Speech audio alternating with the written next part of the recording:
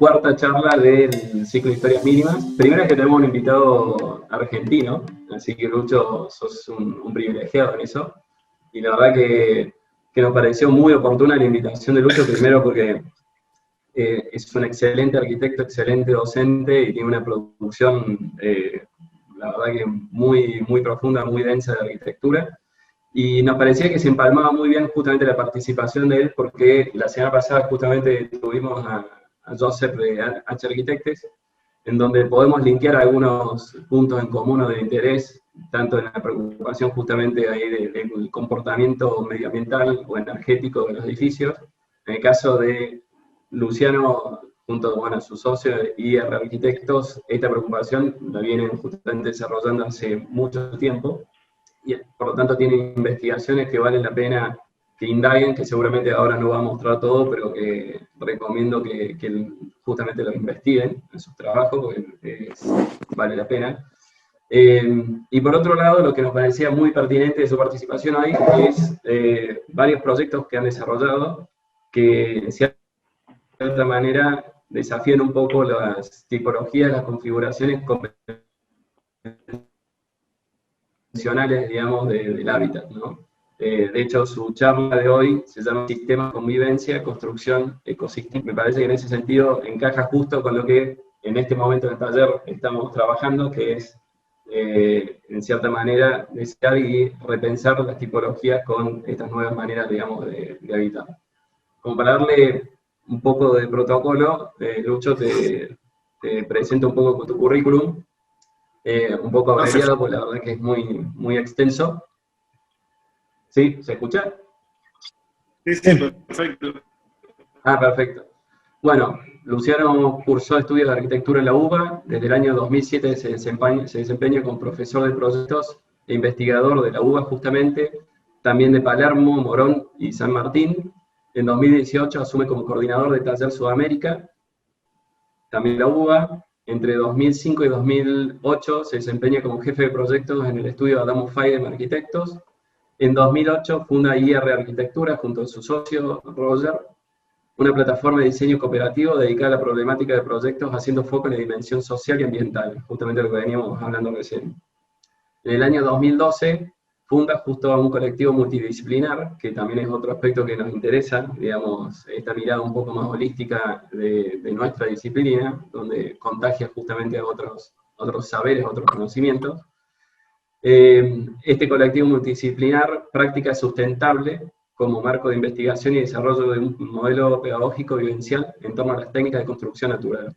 En 2014 participa de la creación de Plugin Social, un proyecto de mejoramiento de viviendas precarias, hoy venía en ONG. Esto es lo que hiciste en UNSAM, ¿no, Lucho? En UNSAM tuvo un abordaje, pero empezó mucho antes, en realidad. Está bien. Y Laboratorio de Innovación Socioambiental. En 2019 se suma como asesor externo y coordinador de proyectos en la Secretaría de Desarrollo Urbano de la Ciudad de Buenos Aires. Su trabajo ha sido premiado en concursos nacionales e internacionales, destacado en diversas publicaciones impresas y digitales, y expuesto en numerosas bienales, destacando el BIAR, BIAU y VAL en España, ¿no? Así que, bueno, Lucho, un placer que hayas aceptado la invitación y estamos para escucharte. Placer para mí. Siempre me dan un poco de vergüenza esas presentaciones así protocolares. En principio, muchas gracias por la invitación. Es un honor participar, por un lado participar de alguna manera mínima del curso que llevan adelante ustedes, y por otro lado de este ciclo que bueno, estuvo como invitados de mucho más calibre que yo, así que me siento como súper honrado. No, totalmente, estás totalmente en el listón, totalmente ahí arriba. No, viste, es raro, como estos tipos así de perfil súper internacional, de repente es muy difícil dimensionar cuál es la diferencia del alcance de lo que hace uno y lo que hacen ellos, viste, es todo muy raro. Pero bueno, la verdad es que son increíbles arquitectos, todos los que participaron, y en ese sentido me siento súper honrado. No, gracias Muchas a vos, gracias. gracias a vos. No, gracias a vos. Yo diría que la mayoría, que apaguemos cámaras para justamente si quieren, alivianar, me parece, ¿no? Dale. Voy compartiendo pantalla. Dale, compartir. Dale. Me tienen que permitir, me tienen que poner como anfitrión para compartir. A ver. Santi. Ahí está, ahí está. Ahí va.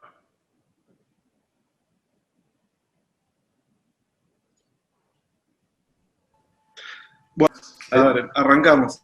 Sí, respecto de, bueno, a último momento le hice como unos recortes fuertes a una charla que originalmente tenía como 360 slides, así que la terminé condensando en 160. Va a ser una charla larga, se los aviso a todos de antemano, porque voy a tratar de acelerar lo máximo posible para que no se les haga muy denso.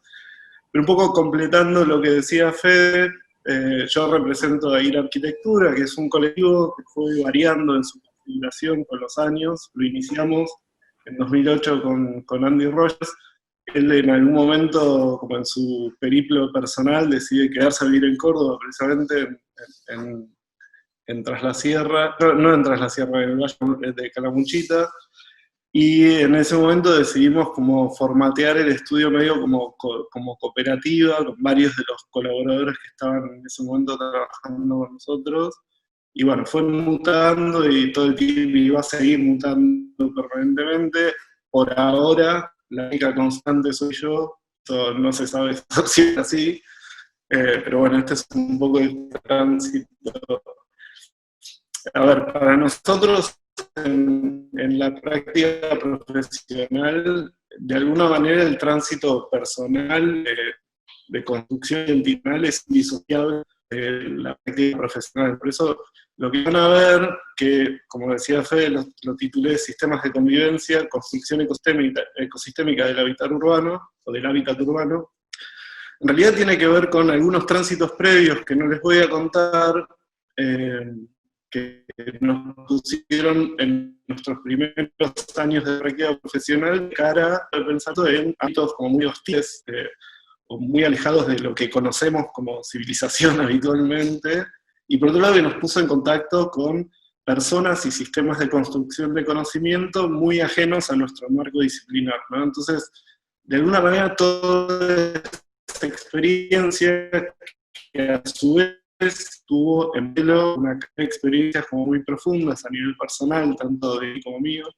nos fue llevando a construir como una posición crítica a través de la cual entendemos que la reforma, pensar cómo es la arquitectura en sí misma, la arquitectura entendida como concepción de edilicio, construcción de objetos, sino que en realidad hay como toda una construcción conceptual que debería estar por detrás de eso y debería integrar diferentes flujos de conocimiento que aprendemos en nuestra disciplina, ¿no? Entonces, lo primero que ven es una pequeña hoja de ruta en la cual ven un poco listados los proyectos que les voy a contar. En la versión original de esta charla tenía como una introducción que hacía un poco de anclaje en algunas referencias históricas de nuestro país, pero preferí omitir eso para ir directamente al hueso. Y empiezo con esta imagen, que es una imagen que utilizamos mucho en las conferencias que damos, que es una fotografía, color sepia obviamente, de un campamento de los indios navajo en el desierto de Sedona. Y en realidad lo que nos interesa de esta foto, más allá de que obviamente la posición sepia de la foto está súper amalgamada en su paleta de colores y demás, nos interesa como un aspecto un poco más profundo de la cuestión que tiene que ver con un contrapunto, ¿no? El primero es que cuando analizamos ese sistema de convivencia, cuando analizamos como la construcción de esa pequeña urbanidad, se nos hace muy difícil distinguir, caratularse como público, qué podría caratularse como privado, qué es construcción artificial, qué es natural.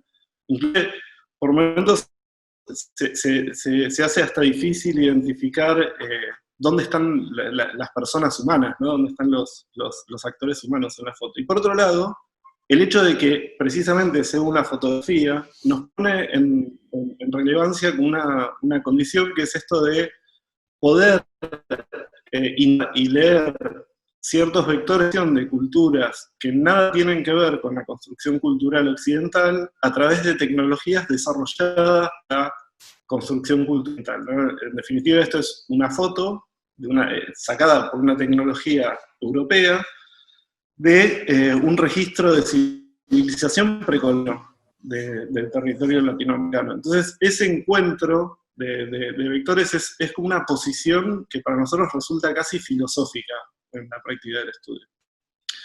Después hay dos que quería traerles. La primera es un texto muy famoso de Charles Sims, de 1944.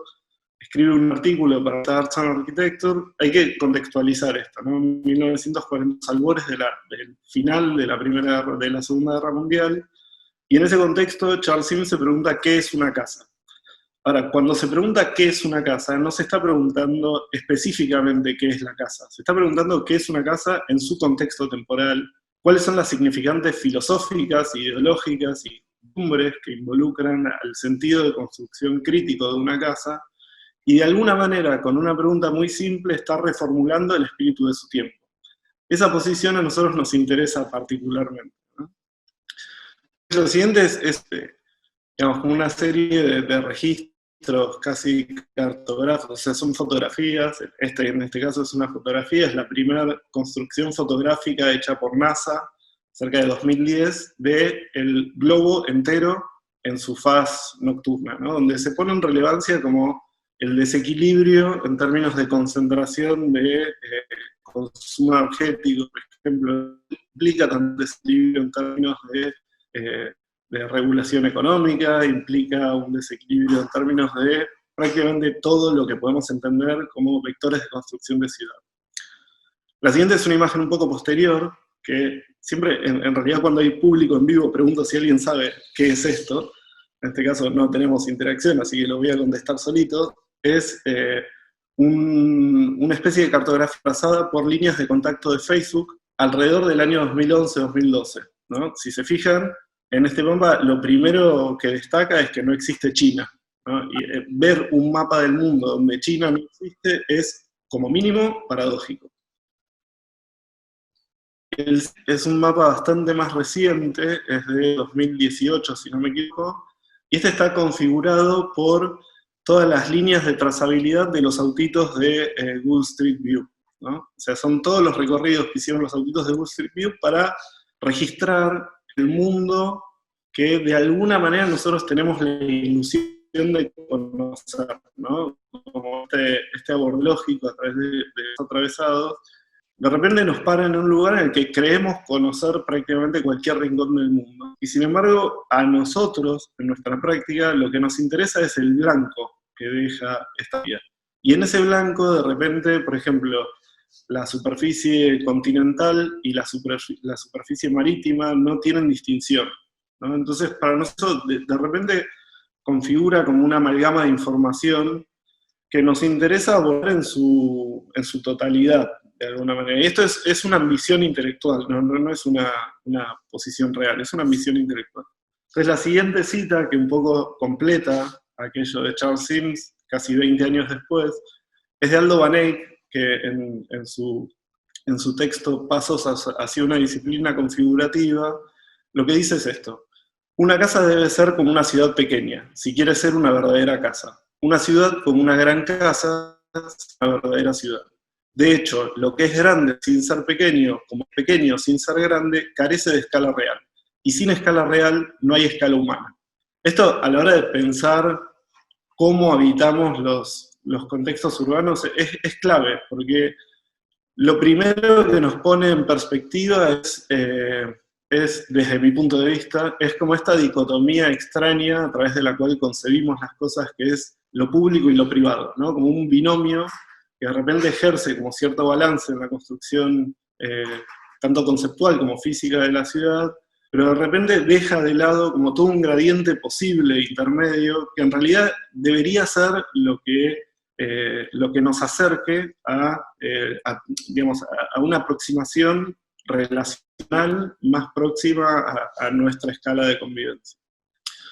Entonces, el primero que les voy a mostrar es algo que fue nuestro primer edificio, nuestra segunda obra como estudio de arquitectura, año 2009.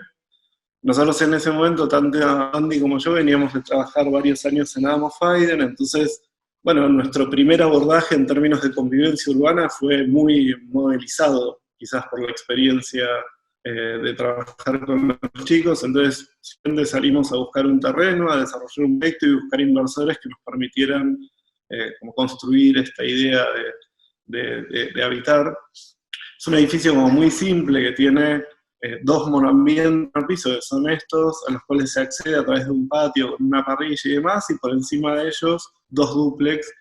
Entonces la organización en planta es más o menos así, una planta baja de cocheras con un acceso peatonal, bauleras y una sala de máquinas, una escalera al fondo que nos deja en esas plantas de dos monoambientes que podrían inclusive subdividirse como dos ambientes, pero tienen 30 metros cuadrados, con lo cual tampoco es que...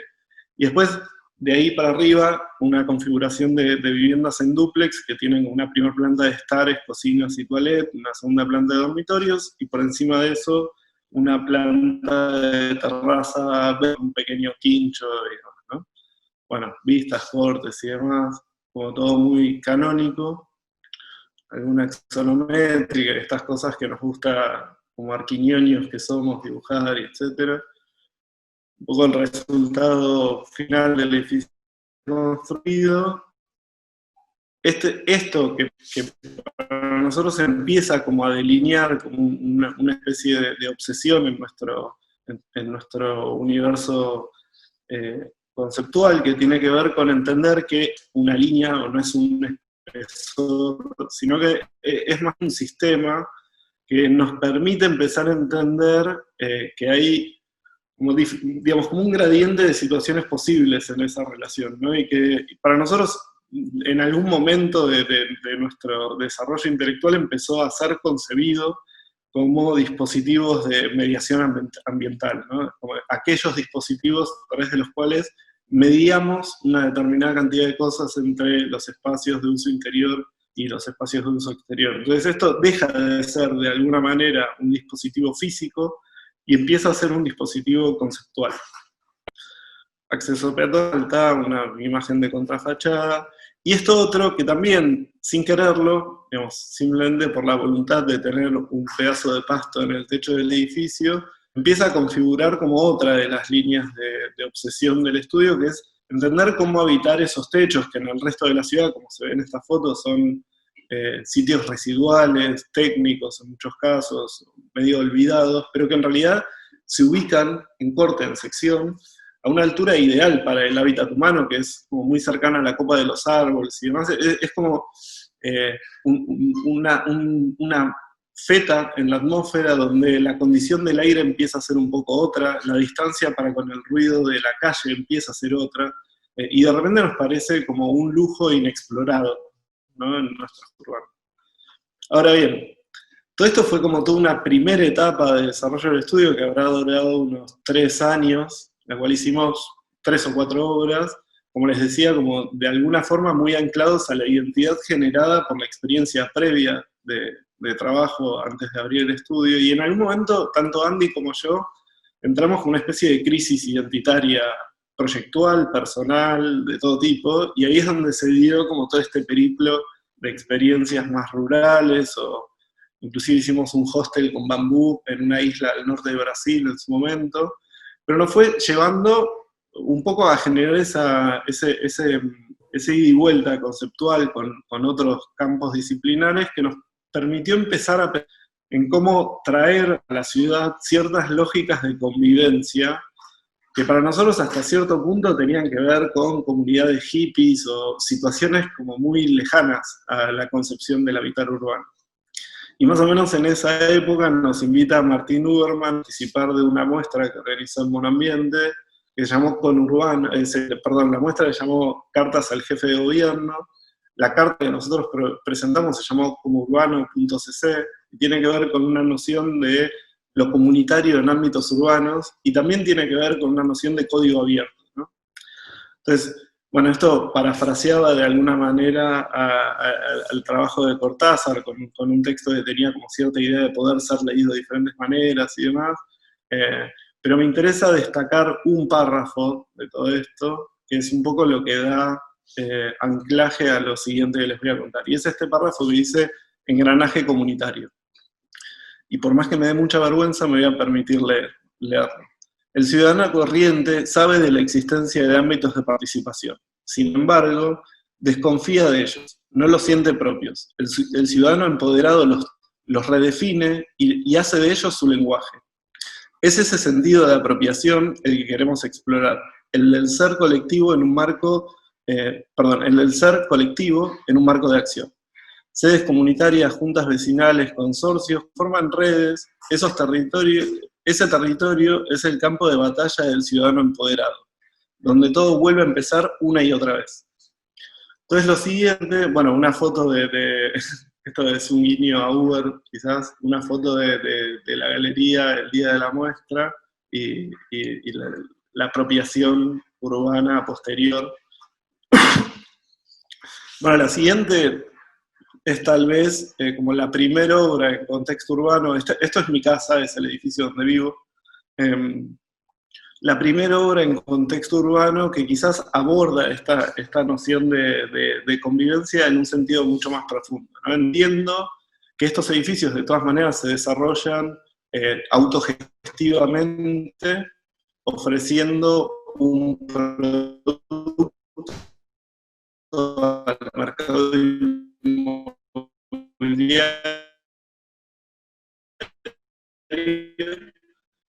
pero definiendo con mucha claridad cuáles son las armas con las que le vayan. Entonces, es un bujanda que en la mayoría de las situaciones pone factores de calidad habitacional, ¿no?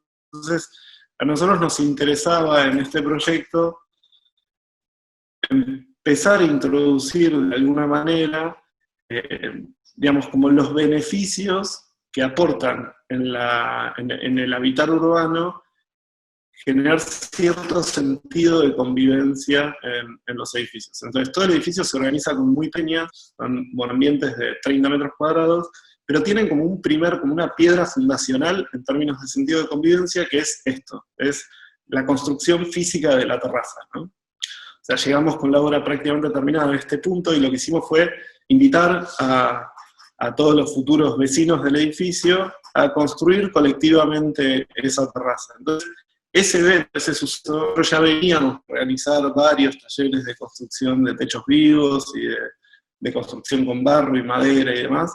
Ese suceso de construcción colectiva fue de alguna manera lo que dio inicio a un sentido de apropiación, fine que es mío, sino todo aquello que estemos dispuestos a compartir quienes vivimos en el edificio. Este es un poco el resultado de esa obra faraónica que desarrollamos los convivientes, y también es un poco el corazón del edificio, es lo que le da sentido a la existencia del edificio, ¿no? Este espacio de usos compartidos que está en la terraza es el ambiente más grande dentro del edificio, es más grande que cualquiera de las unidades de habitación dentro del edificio, ¿no? Súper genérico, digamos, no es un pincho con una parrilla, sino que es un local, características habitacionales muy similares a los estares de las viviendas que están por debajo.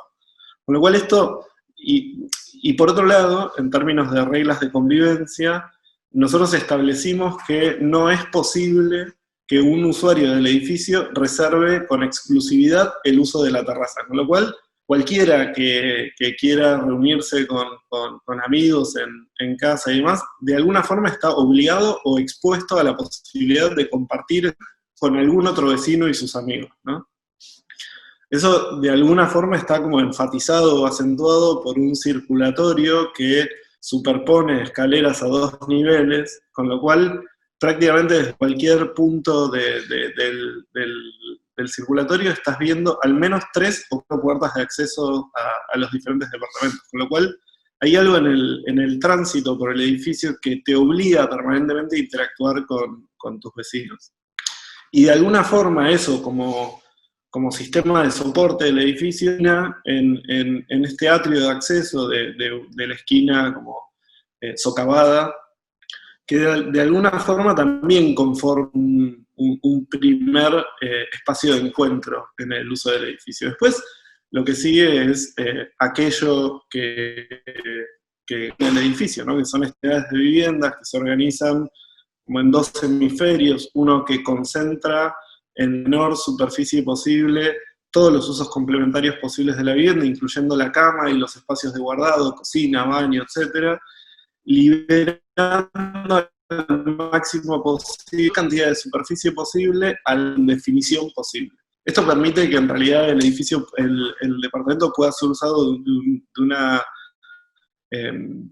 de muchas formas posibles, y es de alguna manera lo que nos permite como reformular esa condición de unidad habitacional mínima urbana, ¿no? El problema tipológico de los monoambientes en este tipo de agrupaciones es que prácticamente te obligan a disponer tus muebles siempre de la misma manera, y eso hace que en la mayoría de los casos la cama termina quedando al lado del ventanal con el balcón, y el resto de los usos un poco relegados a la sombra de la profundidad de la planta. Bueno, en este caso eso no sucede, inclusive muchos de estos departamentos son utilizados para otras funciones. Hay uno en el que funcionó durante mucho tiempo un proyecto que se llama Herbario, que es un proyecto de unas diseñadoras industriales que hacen como objetos con plantas, ¿no? Y está medio su oficina, muestrario de plantas, ¿no? Estas son algunas fotos de mi casa. Esta es puntualmente mi casa.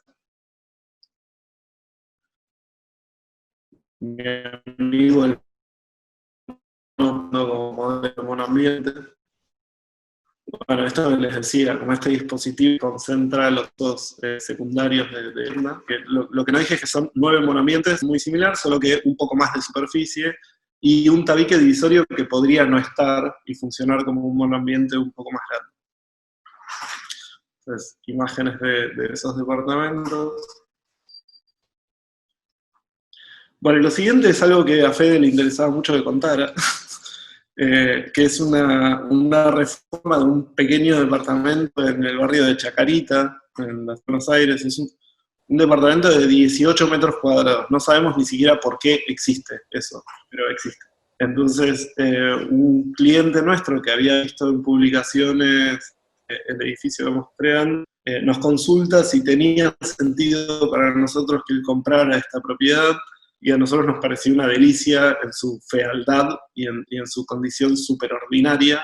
Entonces lo indujimos a comprarla y a embarcarnos en un desarrollo de proyecto que posiblemente iba a formular su propia idea de habitar urbano, ¿no? Ese fue el pacto que hicimos con ellos, que en realidad son una pareja.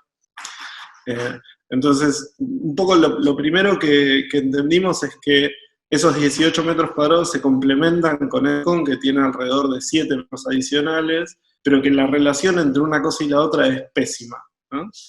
Y por otro lado, esa ochava tiene una perspectiva muy profunda a una calle del barrio de Chacarita que es muy arbolada, es muy linda, empedrada y demás.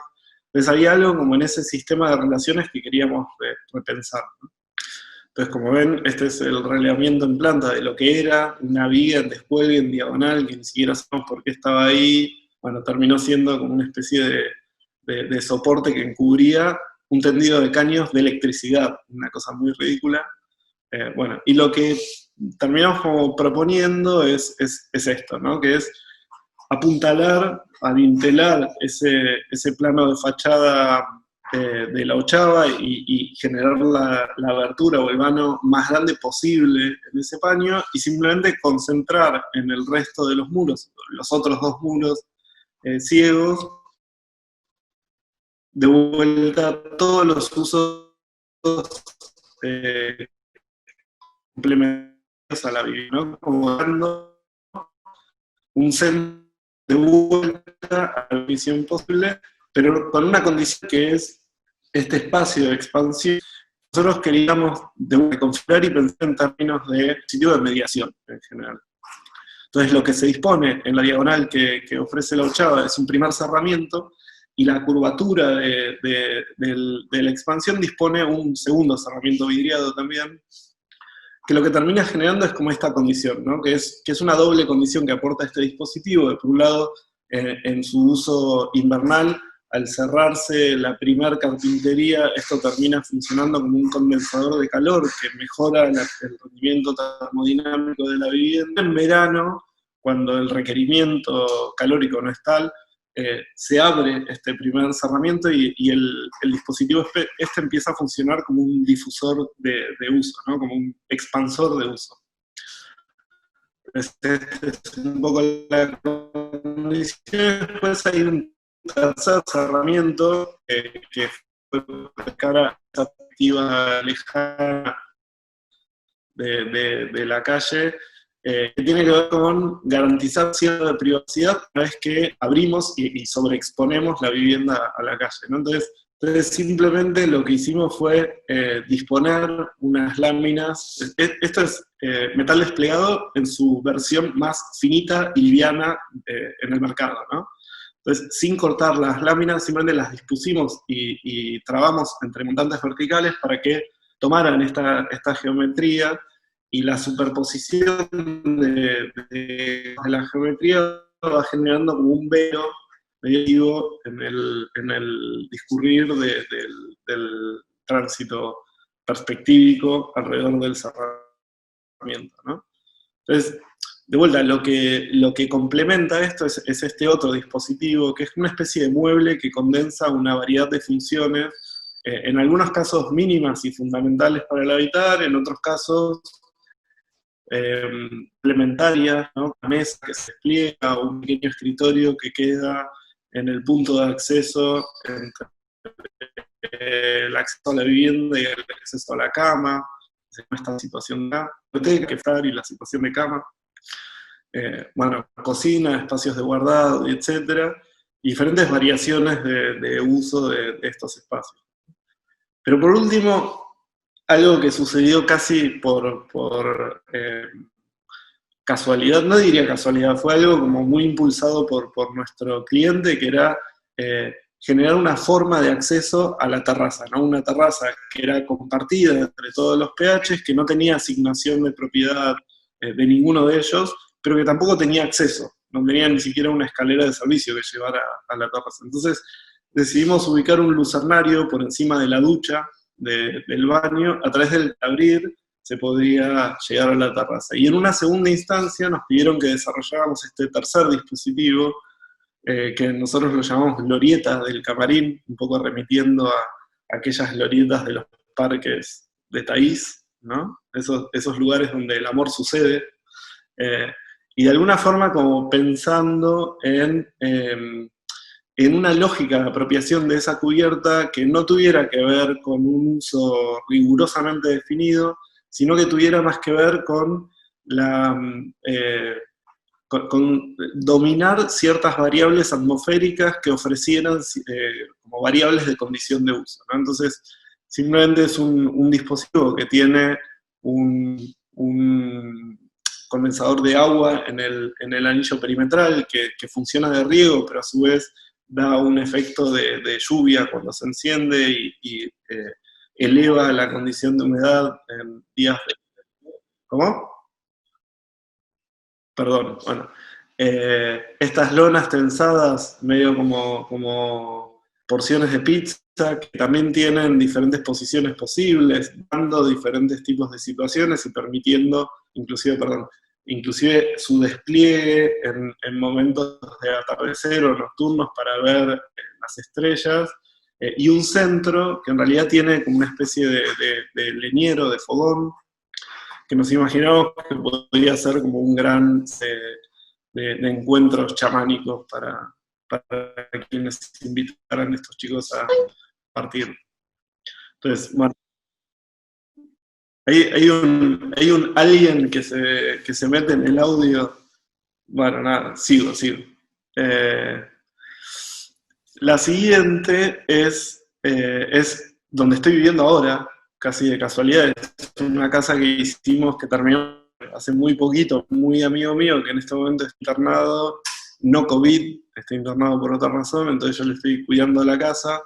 Está en este lugar. Esto es la reserva ecológica del Bajo de San Isidro, Si alguno de ustedes conoce Buenos Aires, San Isidro es muy al norte de la capital, un poco antes de llegar al delta de Tigre, pero tiene como esta condición entre una urbanidad medio desgranada y un bajo que solía ser asentamiento, pero que fue con el tiempo formalizando y demás, dejando en toda su lonja de la costa una cantidad de reservas ecológicas que hoy funcionan como una especie de parche ambiental para toda la ciudad. Bueno, esta casa, el terreno donde está esta casa, está justo frente al acceso a esa reserva ecológica.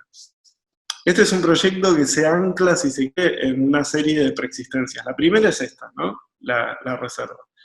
Y esta relación, ¿no? El lote es esto que está marcado con la línea punteada roja, y todo ese espacio, transición entre el marco urbano y el Río de la Plata. La segunda existencia es que siendo un lote de 10 por 26, tenía una pileta ya construida. Este lote solía ser el fondo de otra casa que subdividieron y vendieron. Entonces, mi amigo lo compró ya con la pileta construida, ¿no?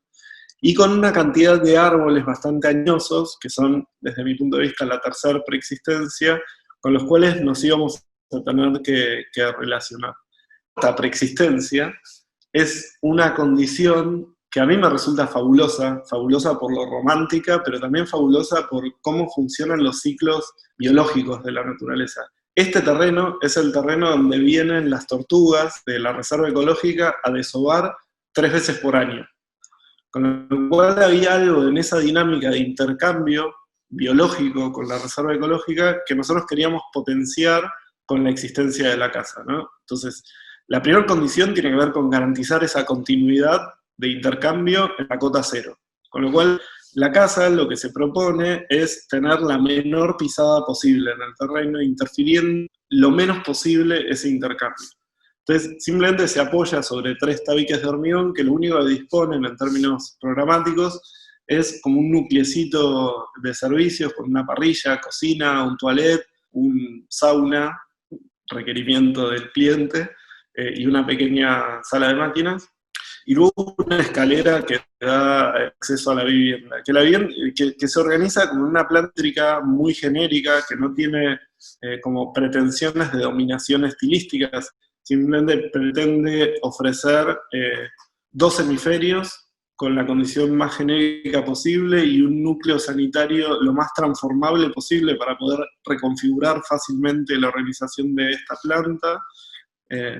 Luego una cubierta que pensábamos que debía recuperar la porción de territorio que suprimíamos con la proyección pisada de la planta baja, con lo cual esta cubierta pasa a ser un jardín que no solo recupera esa superficie vegetal que consume la casa, sino que plantea un nuevo escenario paisajístico y biológico en una cota distinta a la superexistencia, lo cual nos ofrecía una condición posible de intercambio biológico distinta a la que existía, ¿no? Entonces, básicamente funciona en estas líneas de intercambio que se dan primero en la planta baja, luego en la planta de uso, que interactúa muy directamente con las copas de los árboles, tanto del terreno como de la reserva ecológica, y por encima de eso, un nuevo ecosistema que empieza a generar un intercambio mucho más directo, ¿no? Que es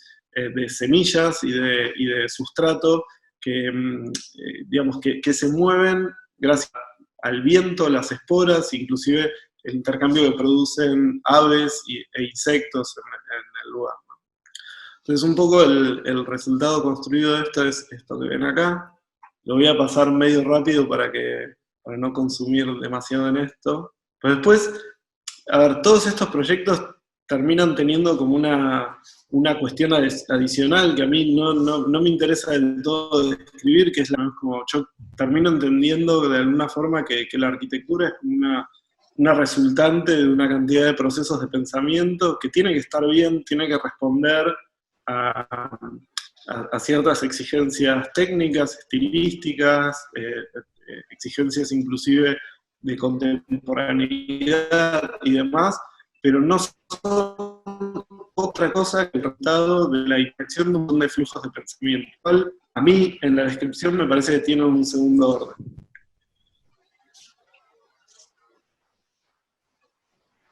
Bueno, estos espacios que se generan en planta baja, que tienen que ver con habitar esa difusión, ¿no? Como no tener del todo claro cuál es la diferencia entre esa hamaca paraguaya y el sillón que está en el living. O este espacio semicubierto de contrafrente, ahí con el mítico Fede Cairoli el día de la sesión de fotos, que opera dentro del mismo registro de genericidad, no es condicionado por su voluntad estilística. O este momento de cruce de las dos establecen como ese vacío en el centro de la planta, en realidad la única intención que tiene es ser las ventilaciones cruzadas del hemisferio delantero como del hemisferio trasero, pero casi por consecuencia natural termina ofreciendo un escenario paisajístico adicional. Y bueno, y las plantas, como les decía, lo más genéricas posibles, ¿no? Estos hemisferios, tanto delanteros como traseros.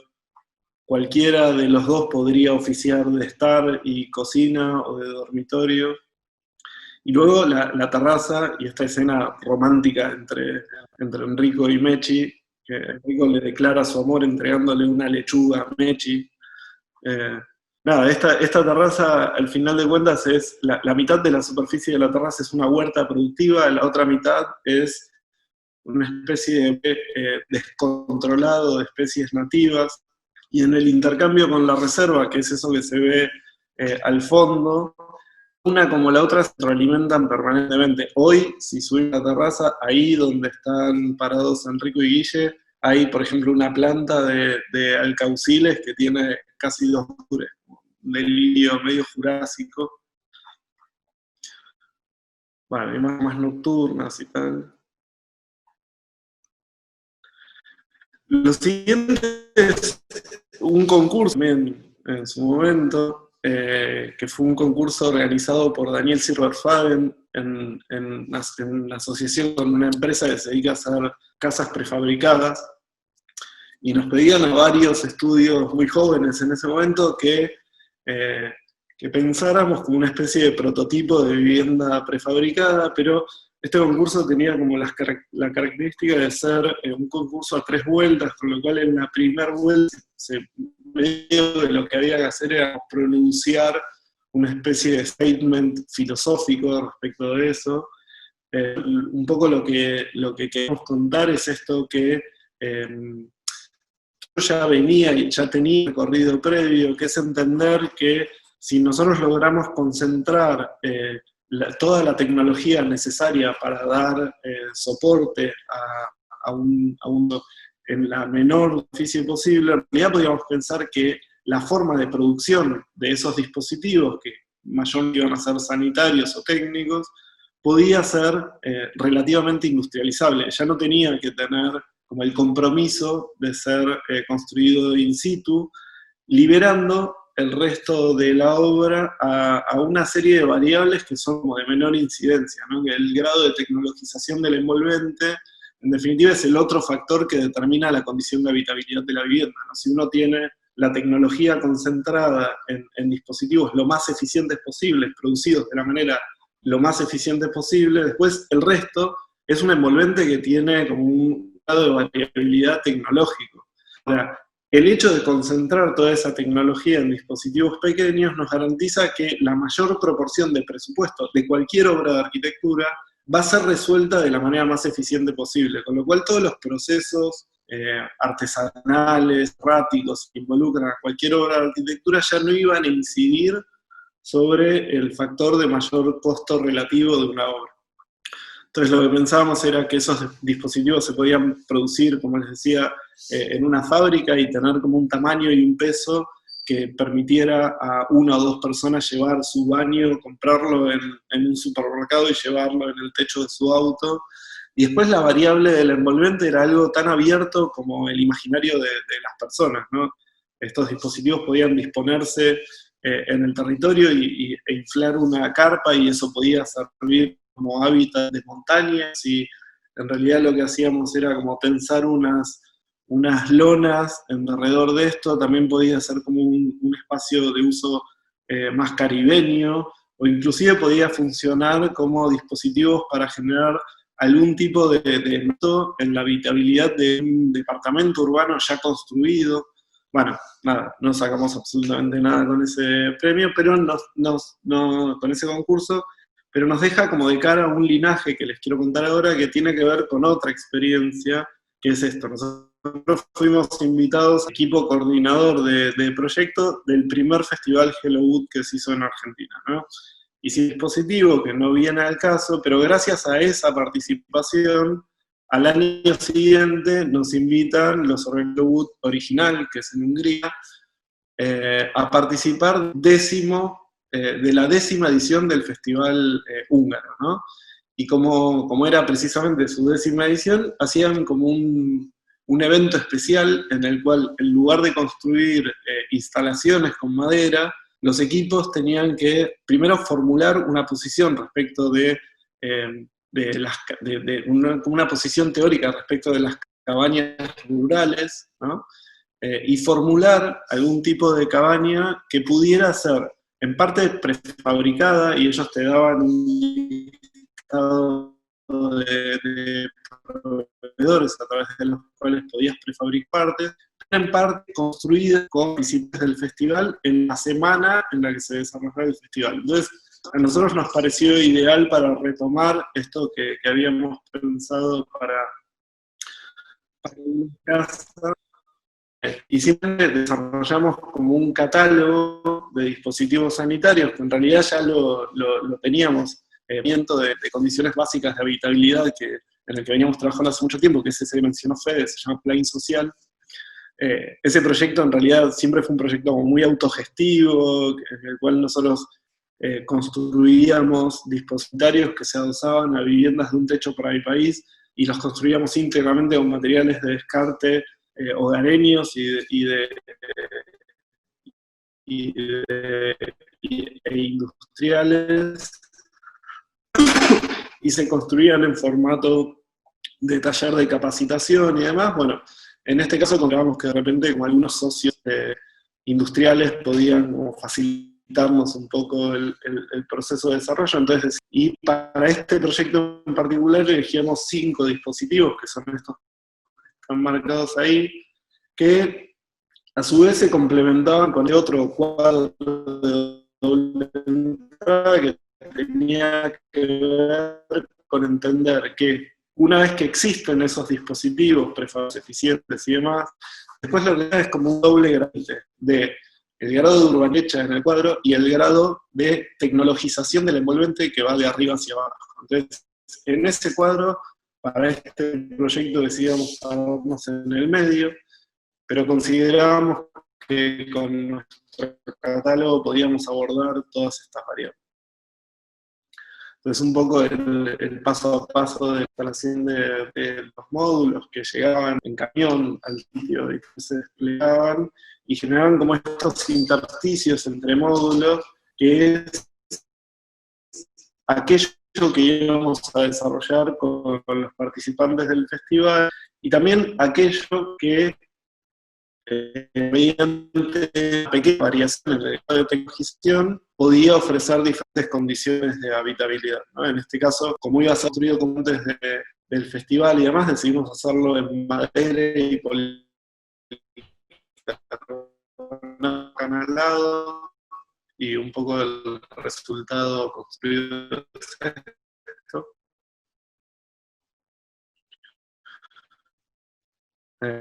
Tenemos una obra adelante, el festival.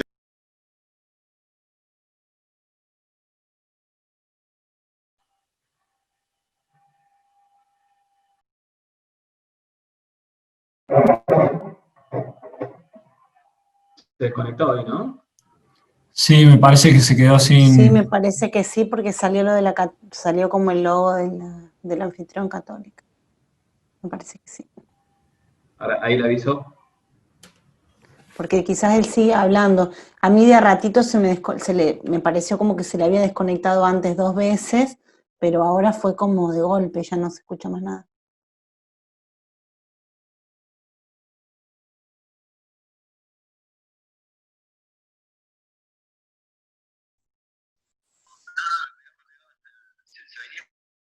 Escuchando un poquito hasta Ahí, la planta y ahí es donde se desconectó. ok. Sí. Bueno, ahí estoy conectando.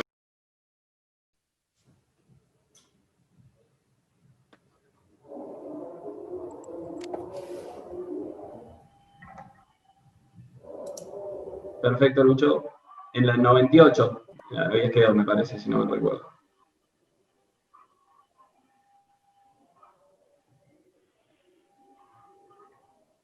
Ahí creo. ¿Ahí me escuchan bien? Sí, por ahí se corta un poco, pero me parece que no va a ser difícil solucionarlo eso. Por ahí se entrecorta, por ahí se escucha muy bien, pero bueno, va Les yendo y pido mil viniendo. millones de disculpas. La No, tecnología. no tenés nada que ver.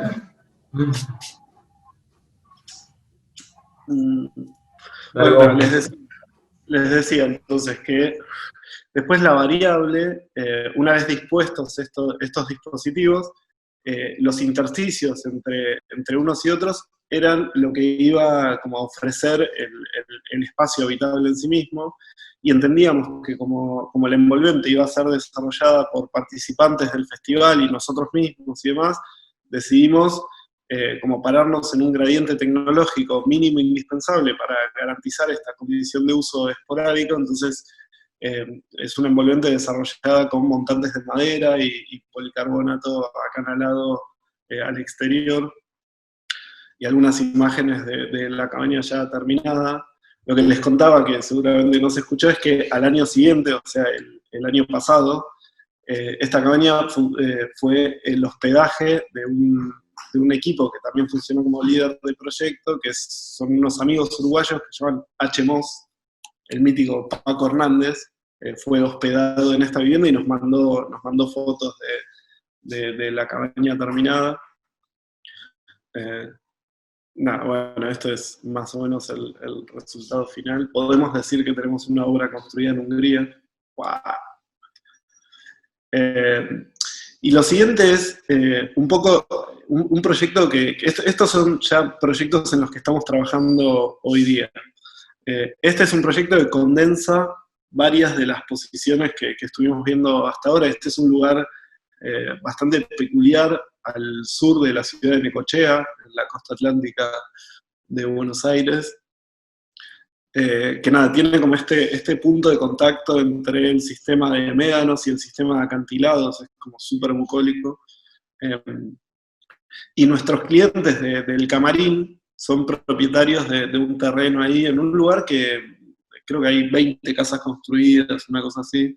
Bueno, ellos son propietarios de una serie de terrenos y nos piden, en pandemia, que desarrolláramos algún tipo de hábitat para este lugar que reprodujera las condiciones de habitabilidad que ofrece el camarín, pero en un contexto muy distinto, ¿no? Entonces decidimos desarrollar una cabañita inicialmente, pero para poder abordar la inversión que necesitaban hacer los chicos, terminamos como negociando y desarrollando un proyecto de 4, y la construcción de las otras 3 iba a financiar la construcción de la suya.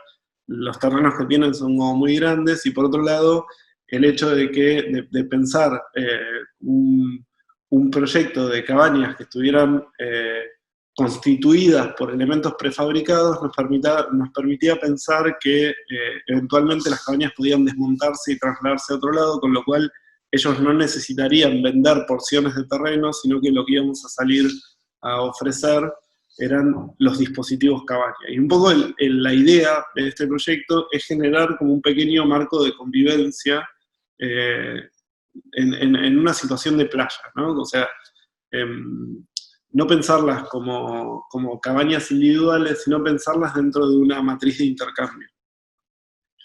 Entonces, esta es más o menos la organización en planta, están las 4 cabañas y algunos dispositivos de uso compartido, una pequeña pasarela que lo único que hace es como acotar el área de intervención del suelo y liberar el resto como al funcionamiento más silvestre.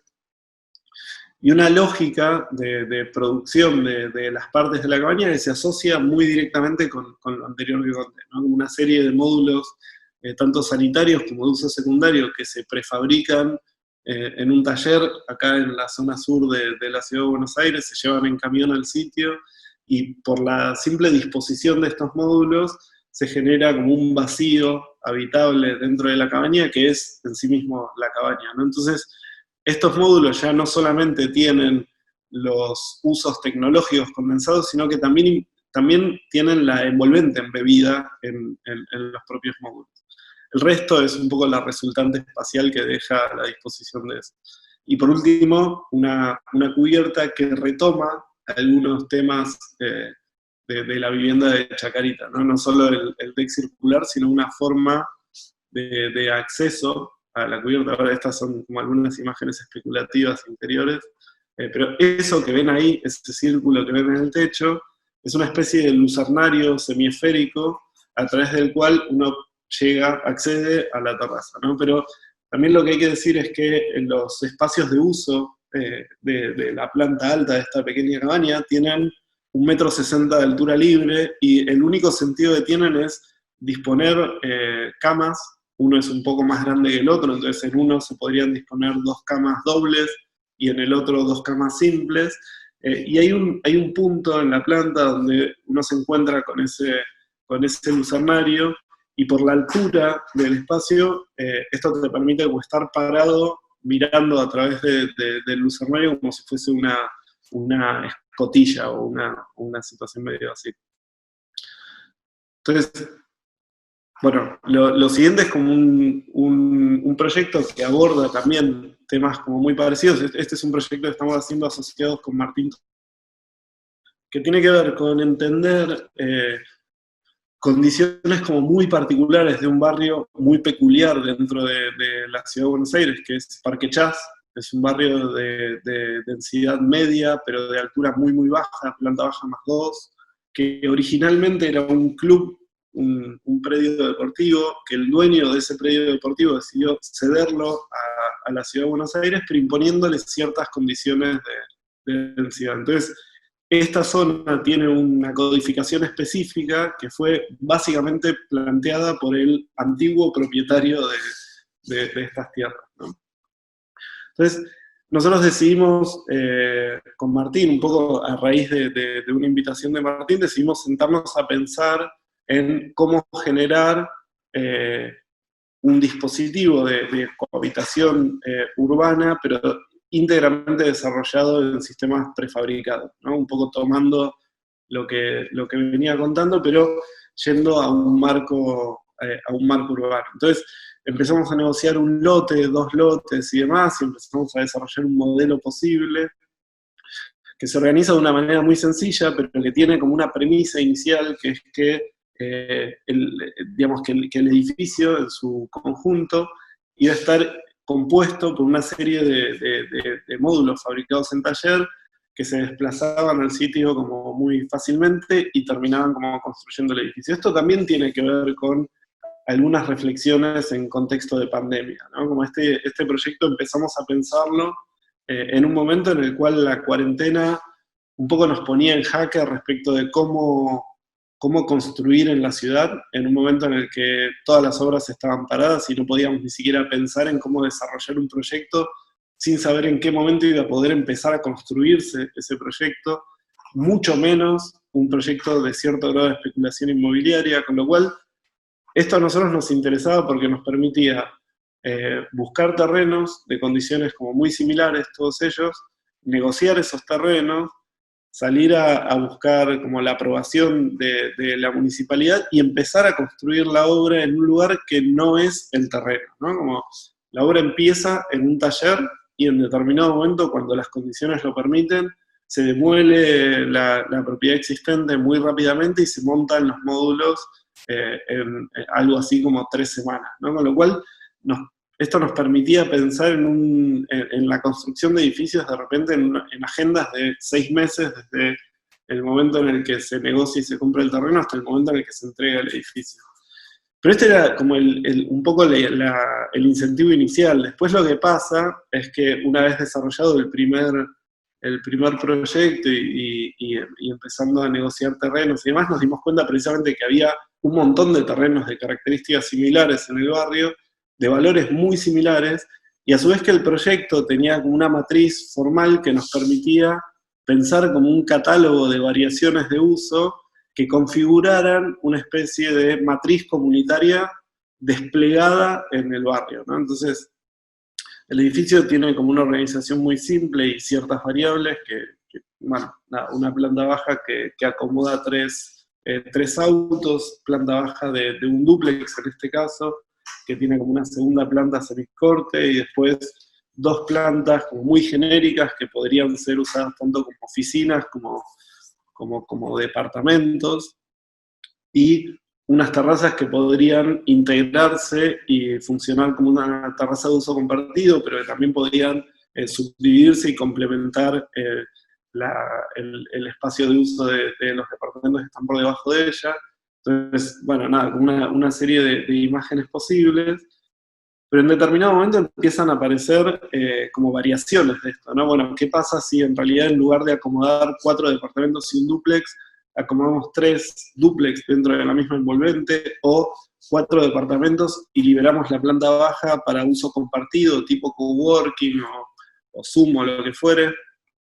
Y entonces, un poco a raíz de esas reflexiones, empieza a aparecer otro proyecto de mayor escala, que es esta idea de construir un edificio fraccionado en un montón de edificios desperdigados en una porción urbana, que podían inclusive ofrecerle a los usuarios como una especie de red de sistemas de soporte convivencial, ¿no? Si en uno de los edificios hubiera una especie de salón con una cocina industrial y demás, tal vez ese salón eventualmente podía ser utilizado para eventos gastronómicos, y el otro podía tener un gimnasio y alguno un coworking, y funcionar un poco en red a través de un sistema de membresías entre usuarios y demás.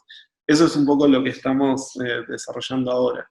Entonces, también algunas variaciones en términos de sistemas de cerramientos y acabados exteriores y demás que nos permitían generar como un pequeño grado de caracterización de cada uno de los edificios de acuerdo a la combinación de usuarios que se armaran en cada uno, ¿no? Y también variaciones de terminaciones exteriores, antepecho, no antepecho, y etc. Bueno, en eso estamos hoy. Y lo último que les voy a contar tiene que ver con algo en lo que también estamos trabajando ahora. En realidad empezamos a trabajar hace bastante tiempo ya, pero es un poco una idea de generar un espacio de desarrollo profesional e intelectual conjunto con el estudio de paisaje Bulla, ¿no? Entonces, esto sería Bulla Masir, produce un nuevo verbo, que para nosotros es bullir, y bullir, de alguna manera, pretende verse a sí mismo como una especie de desarrolladora buena onda, ¿no? Entonces, este evento, que fue un escape en el estudio Bulla, fue un poco el puntapié inicial de esta formulación. Y esto se llama para nosotros común hoy, ¿no? Y común tiene que ver con ya no pensar edificios como desarrollos de especulación inmobiliaria, sino pensarlos como parches de convivencia, ¿no? Nosotros los llamamos sistemas de convivencia, que también tiene como otra acepción, que es la de parche ecológico, y en la conjunción de esos dos universos aparece como una idea de convivencia que trasciende a la convivencia humana, ¿no? Que involucra a otros actores dentro del espectro ecosistémico de la ciudad, y por eso es que queremos entender estos desarrollos como sanadores urbanos, si se quiere, ¿no? Donde el factor especulativo del mercado inmobiliario queda desplazado de la ecuación, y lo que entra a ponerse en valor es la capacidad de una construcción, de un edificio o de un pequeño espacio de paisaje, de constituir un nodo dentro de una red de reconfiguración ecosistémica para la ciudad. Pero a su vez, formular sistemas de convivencia que permitan la interacción entre usuarios de otra manera con un universo ecosistémico que opera en otros términos, ¿no? Entonces, diferentes acepciones del significado de común, y un poco las primeras reuniones de lo que fue el primer ejercicio en esta línea, que es un edificio que estamos a punto de empezar a construir en el barrio de Villa Ortúzar. Es un pequeño edificio para 3 parejas más una cuarta unidad, que en realidad se formula a sí mismo como una especie de comunidad, pero donde ya, insisto, la idea de comunidad involucra a otros actores que no necesariamente son humanos.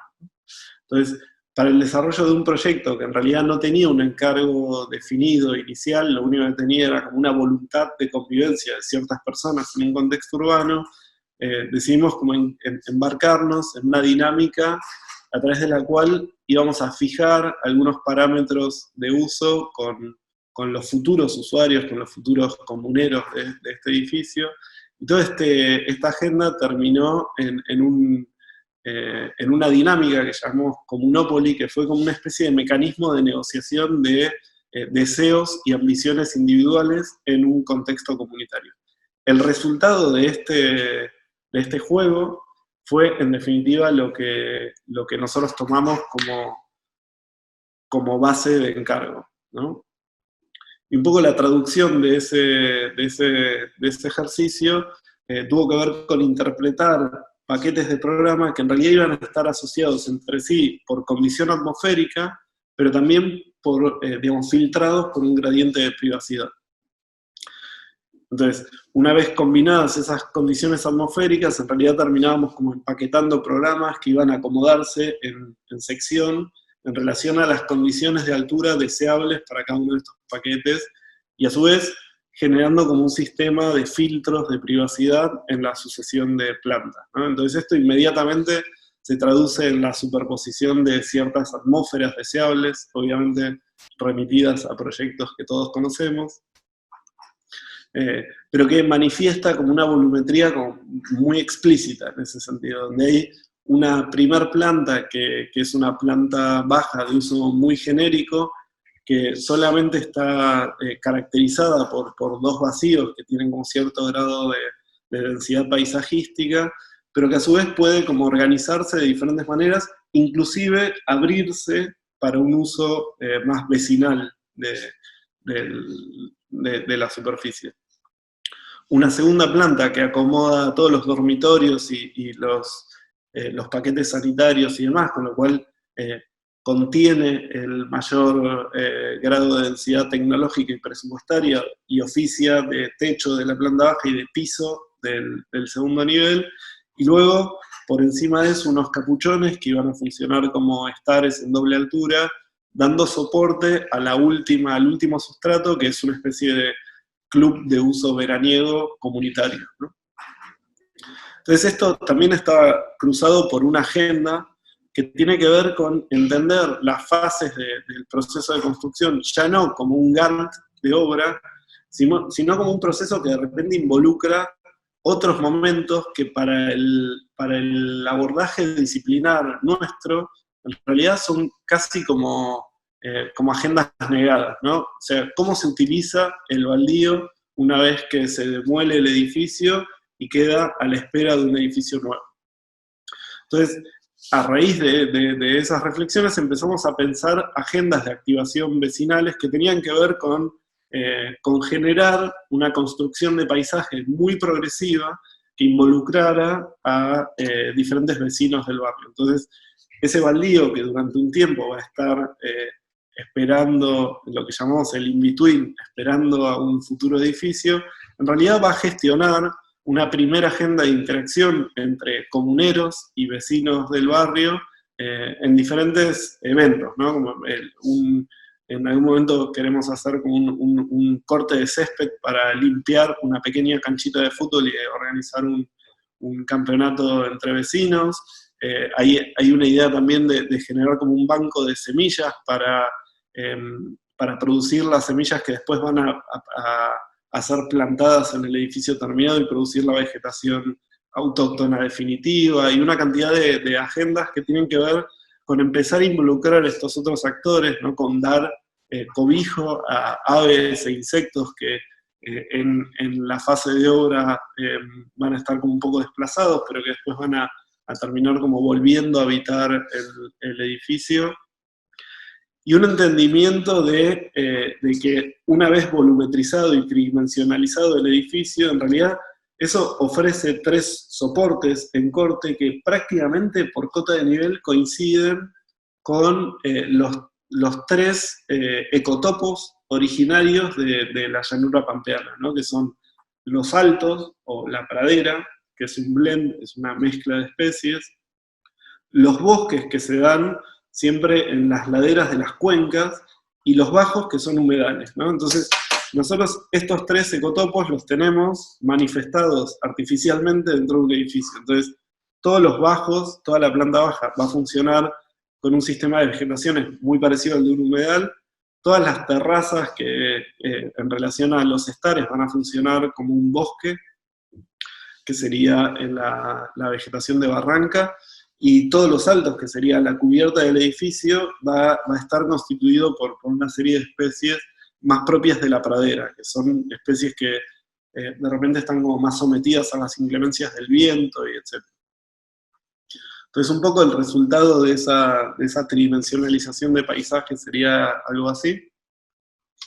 Y el desarrollo en planta, bueno, es un poco lo que conté antes en la axonométrica, algo más desarrollado, pero es esto. Entonces, por último, una sección que lo que pone en evidencia, en realidad, es cómo esa concepción de paisaje y concepción de cohabitar urbano empiezan a estar como íntimamente relacionadas, ¿no? Entonces, ya no estamos hablando de una comunidad de personas, sino que estamos hablando como de sistemas de convivencia muchísimo más complejos. Y esta es una imagen medio bucólica de lo que queremos que suceda en la terraza, etc.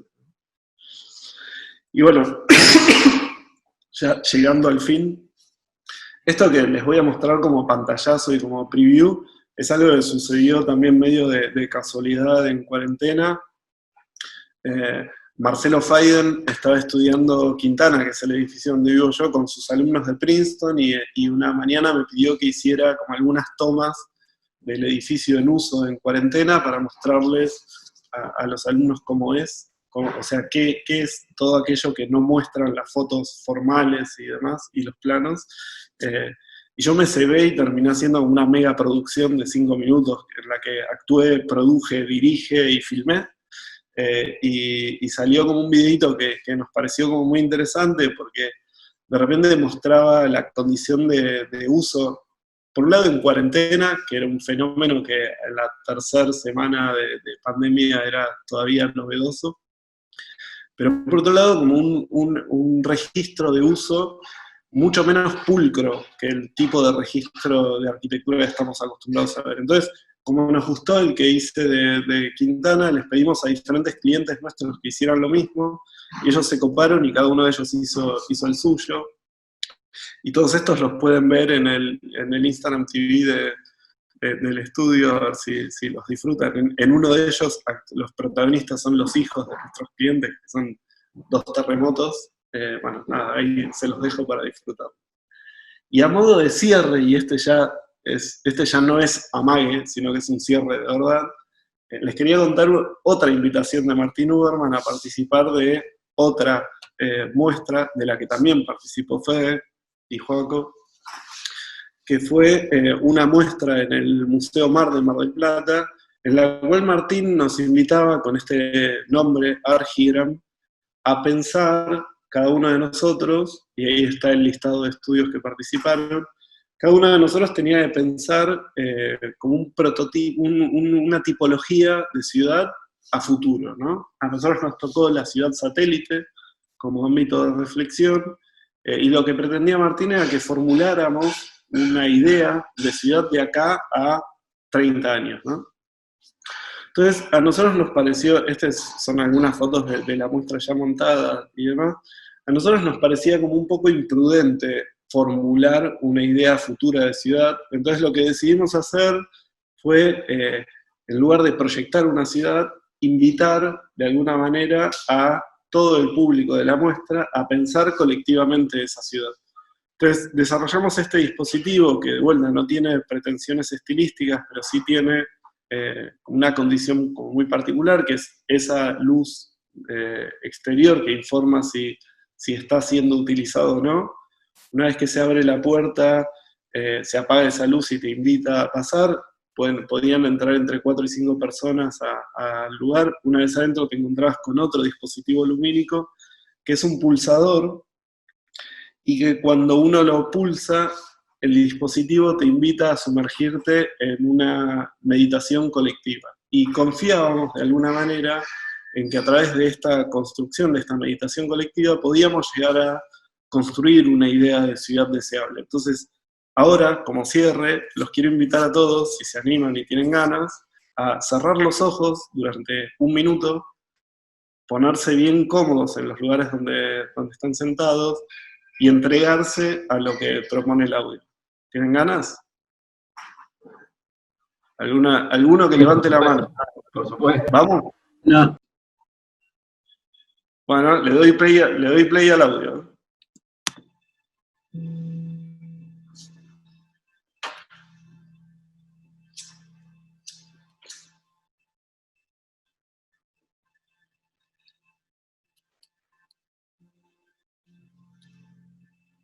¿Cómo vivirías si no tuvieses miedo?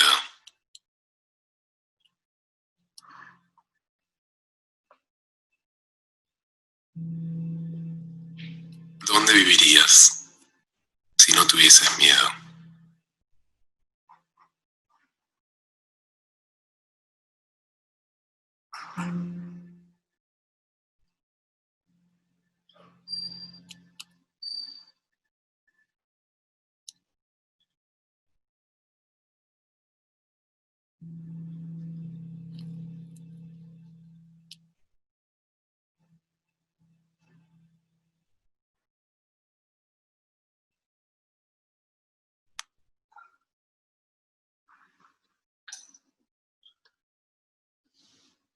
Bueno, pueden abrir sus ojos, relajar, estirar los músculos.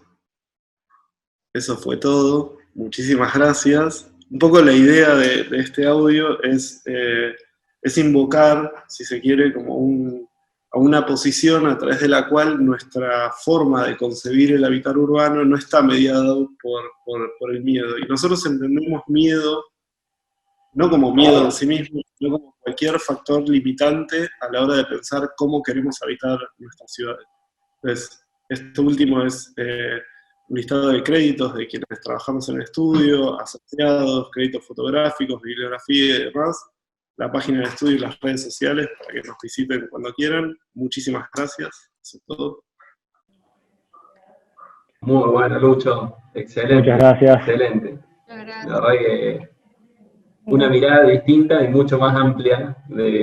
Eso me parece que es lo que queda, me parece latente, ¿no? Justamente después de esta última presentación, de esto último que nombrás, más todavía. Creo que, en definitiva, lo que refleja por ahí el pensamiento tuyo a lo largo de toda la charla, digamos, es por ahí el rol del arquitecto, ¿no? Como desde esa mirada un poco más global y abarcativa, que la que normalmente nosotros entendemos como la persona que de oficio que solamente tiene que resolver un objeto, digamos, construido, ¿no? Y esa mirada multidisciplinar, global, que a su vez, aparte, no solamente la tienen proyectualmente, sino que también la abordan comunitariamente o con colaboraciones, justamente. La de Bulla es una, pero has nombrado muchísimas otras más. Creo que esa mirada o actitud, digamos, del oficio del arquitecto es muy sana y muy necesaria, ¿no? Que inclusive históricamente ha habido de esto. Ayer estaba justamente estudiando a Buckminster Fuller, digamos, que justamente ha sido uno de los primeros que empezó a abordar, digamos, la disciplina con todo un rango de la filosofía hasta terminando por la ingeniería artística, arquitectura, todo. Y creo que ahí, con esas miradas globales, entendés más la complejidad del problema, digamos. Vos empezaste inclusive en introducción haciendo como una introducción de un estado del mundo, digamos, y un entendimiento de toda esa problemática para después ir a desarrollar proyectos, ¿no? Así que esa parte, esa mirada casi humanística, digamos, muy humana, de lo común, digamos, siempre lo colectivo, digamos, el encuentro es el foco y quizás lo otro es el escenario que lo contiene, ¿no? La arquitectura del escenario lo contiene, pero lo importante es generar ese lugar común. Me parece que eso, en primer lugar, a mí es lo que me parece súper pertinente. Y en este último proyecto que vos nombras, que justamente tal cual nosotros participamos, todos o la mayoría caímos en la tentación de hacer el proyecto de arquitectura, digamos.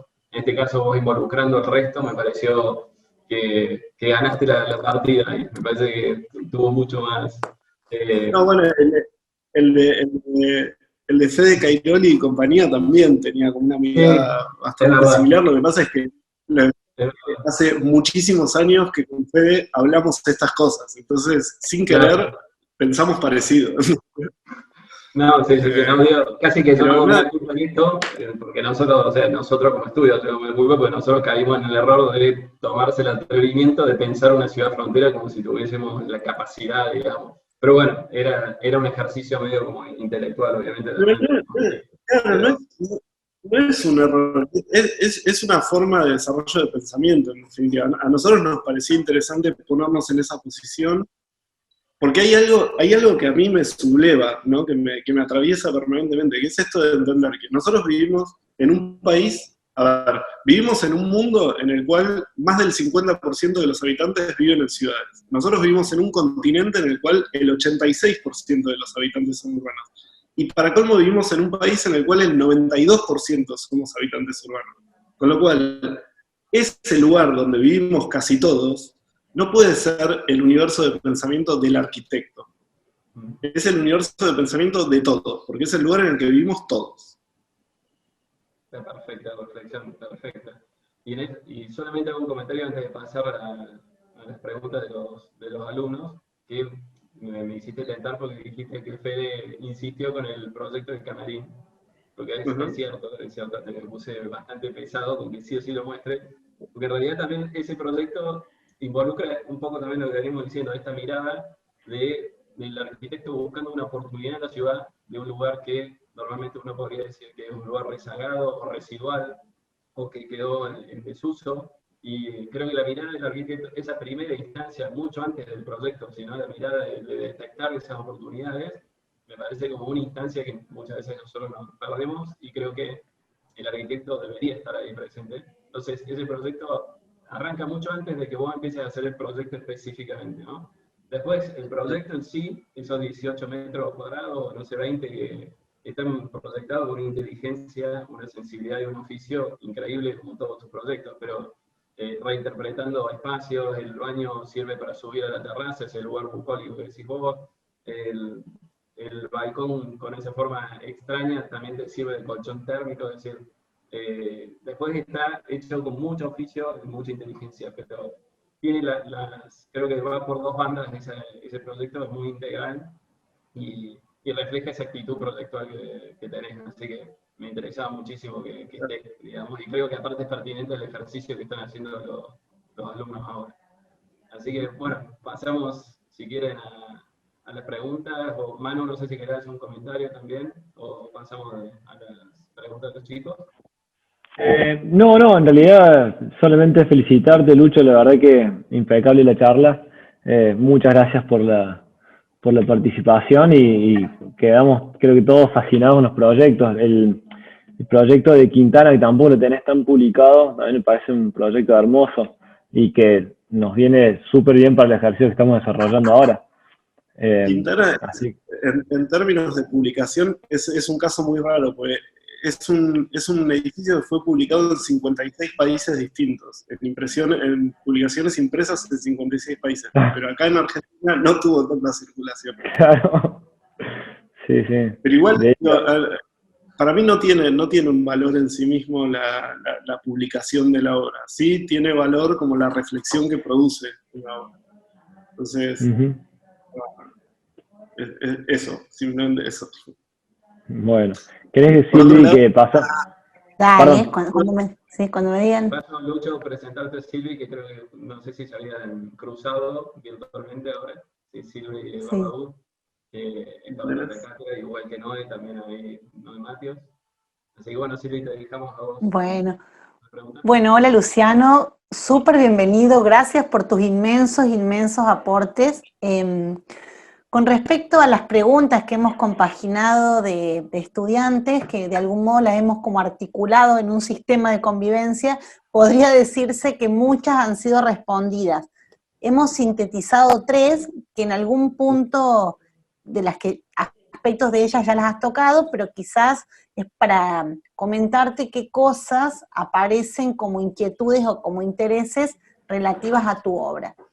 La primera pregunta tiene que ver con de qué modo determinados factores inciden en el proceso de diseño, por ejemplo, esta noción de sistemas de convivencia en términos, por ejemplo, de patrimonio arquitectónico construido. Y ahí la obra El Camarín nos hacía pensar, en muchos de los casos aparecía esta como inquietud de el valor arquitectónico de la obra y la como preexistencia y la incorporación después de esta propuesta que la revalida en el contexto contemporáneo. Quizás algunos de esos aspectos ya se tocaron, pero si querés ampliar en algún punto justamente que estabas hablando de la obra. Yo creo que, no, o sea, lo que pasa es que, o sea, lo primero a entender es que nosotros vivimos en un país en el cual la idea de patrimonio es algo muy relativo, ¿no? Como el patrimonio, la idea de patrimonio histórico asignado a la obra de arquitectura o a la preexistencia es algo relativo, no es inherente al patrimonio cultural, sí puede ser inherente a un campo de interpretación en términos de eficiencia.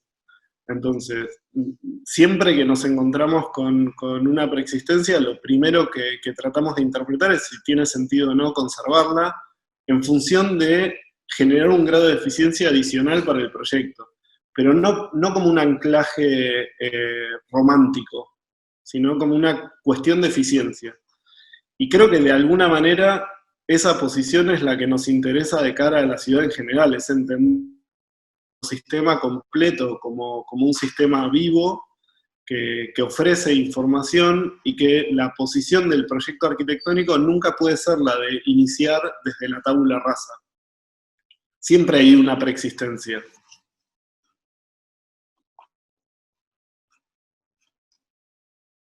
No sé si se cortó. Hablamos hasta ciudad como sistema completo, ahí se detuvo un poquito el audio. No, bueno, decía que claramente la idea igual, sí.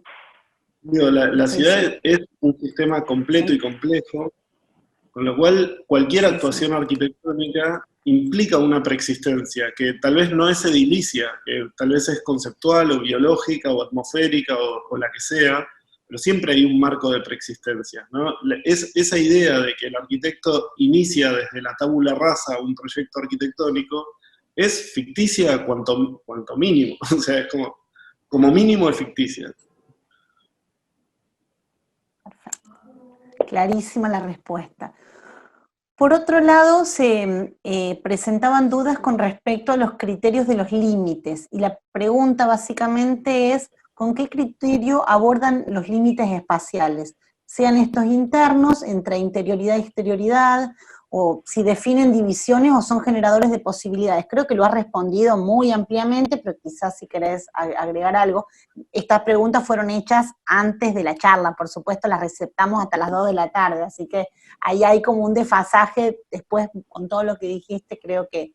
Pero también preguntaban si son generadores de posibilidades, de variaciones espaciales y funcionales, había inquietudes con respecto a eso, pero me parece que, bueno, si querés agregarnos o contarnos algo más, pero mucho de eso se ha desarrollado en tu...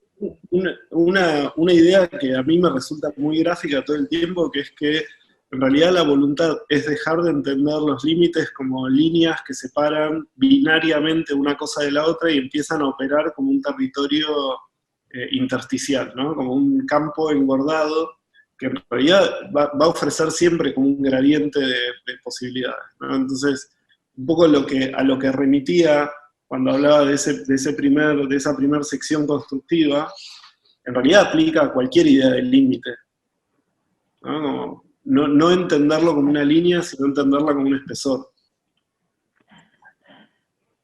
Perfecto. Y la última también, ya la presentaste, es más, hablaste de que en algunos casos fue una preocupación de hace tiempo, en términos del principio de esta pandemia, pero una de las preguntas, o varias, apuntaban a que, ¿cómo consideras que la condición urbana actual, condicionada por la pandemia, en un futuro producirá o qué producirá?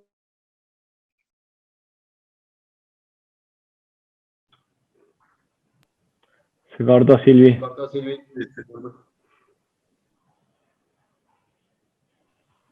Pero creo, Lucho, que entendiste para dónde vas, me parece, ¿no? Sí, pensé que, bueno, Dale. Justo ayer tuvimos una charla con Abel Parlés, de Productora de México, en la que hablábamos un poco de esta idea de futuro. Y la verdad es que si hay un momento pertinente para dejar de pensar en el futuro es este. O sea, lo peor que podemos hacer en este momento es pensar en el futuro. Tenemos la oportunidad por primera vez de parar la máquina y vivir el presente en toda su dimensión, porque el contexto nos obliga. Bueno, disfrutemos eso, no pensemos, o sea, el futuro es un devenir, el futuro es casi una dinámica más propia del azar que de las decisiones reales que tomamos. Entonces, a mí me perturba un poco la idea de futuro, siempre me perturba la idea de futuro, pero digo, en este contexto, creo que ni siquiera hace falta mencionarla. Sí podemos pensar en qué cosas esta condición de encierro y demás qué cosas subraya, ¿no? Y me parece que una de las cosas que subraya en el hábitat urbano tiene que ver con ese gradiente ese gradiente expandido entre público y privado. Porque precisamente estamos sufriendo esa condición binaria de la ciudad, ¿no? Cuando lo público queda anulado por completo y lo privado no es satisfactorio, estamos muertos. Entonces, a mí me tocó personalmente experimentar y atravesar la cuarentena en un edificio donde ese gradiente está medianamente explorado. Entonces, mi experiencia de la cuarentena fue súper gratificante. O sea, yo la pasé bien, ¿no? A ver, no me gusta cómo está quedando. No sé si hacer como todo largo. ¿Ese es tu celu, Lucho? ¿No? Ay, sí, aparecieron. Ahora sí. Luciano, las respuestas más que claras, igual que toda la exposición, que un lujo escucharte, gracias. Seguramente esto va a servir muchísimo para seguir pensando y reflexionando en el contexto del trabajo que estamos desarrollando y del que venga, así que muchas gracias. Bueno, me alegro. Perfecto, Lucho. ¿Pudiste cortar ahí a Soledad? O por lo menos decirle que aguante un segundo. No, le agradezco el comentario y me alegro si sirve. A ver, yo creo que y para todos los que estamos de alguna manera involucrados en la formación académica, no hay nada más gratificante que el hecho de activar el pensamiento en un estudiante, ¿no? Porque ellos van a ser 1000 veces mejores que nosotros, y nosotros lo único que podemos hacer es acompañarlos en ese proceso. Entonces, a mí me emociona pensar el crecimiento de un estudiante, y si algo de lo que digo le dispara algún pensamiento a alguien, me voy feliz. Bueno, entonces estate muy contento, Lucho, porque seguramente eso ha ocurrido. Te dejamos con las últimas 3 preguntas de las genéricas de la cátedra, que no sé si las recibiste, pero bueno, ahora las vas a recibir por Manu, que te las dice ahora. Dale.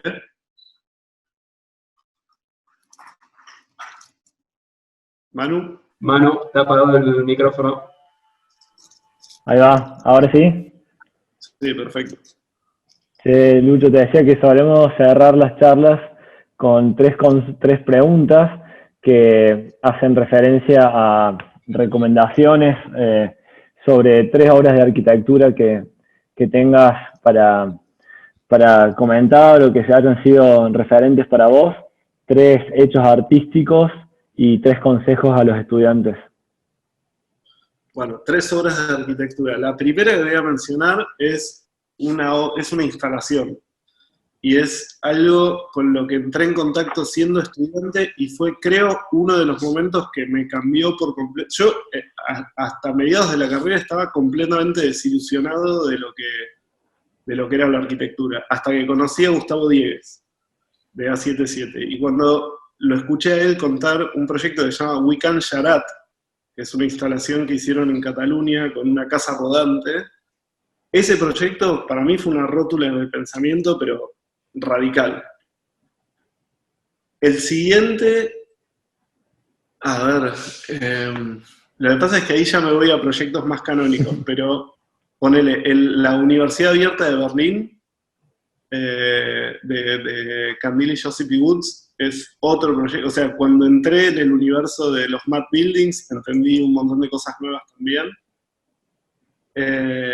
Y después hay un tercer hecho arquitectónico que yo voy a poner en relevancia y tal vez sea cero significativo para cualquiera, que es un pequeño edificio que hicieron Ferrari, Ardoy y Kurchant en Belgrano, en el barrio de Belgrano, que es en la calle O'Higgins. Es un edificio de 4 departamentos mínimos, completamente irrelevante en la historia de la arquitectura, completamente eclipsado por el otro edificio, el de ¿cómo se llama? El de lamas verticales.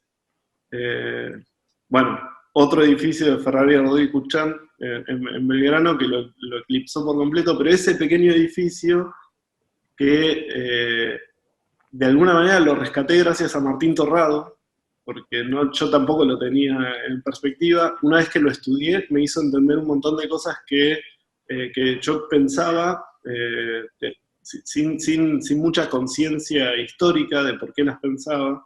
Y cuando estudié ese edificio entendí como el linaje de una serie de pensamientos que nunca empiezan en uno.